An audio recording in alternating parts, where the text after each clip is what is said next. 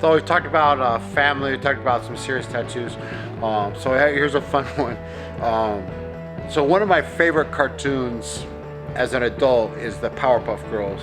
And I try to force my kids to watch this, and they did it to some degree, but they didn't enjoy it as much as I did. So it's about this Professor Plutonium, who with his experiments and stuff creates these three wonderful little girls that have superpowers, but they're like sweet as can be, but they're badass. They go and like beat up all these like bad guys and stuff. And they save the city of Townsville all the time. So I got my favorite one, the blonde, the Bubbles, on the back here.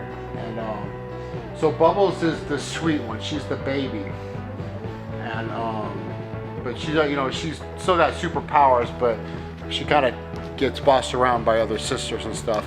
And one of my favorite episodes is where Professor Plutonium is training the girls, and he puts them all through these like rigorous trainings and stuff. But Bubbles, they put on like the lowest level, because it's like, oh, it's poor little Bubbles, don't get her upset, don't hurt her. And she gets really pissed off. She's like, quit treating me like a baby. And she puts it on like to the highest level that no one would ever dare do, and she defeats it. And then she gets this attitude. It's like, call her Bubble Vicious, because all of a sudden she's got this attitude and she beats everybody's ass, and she beats all the villains, and she like chokes her sister and says like, I quit treating me like a baby.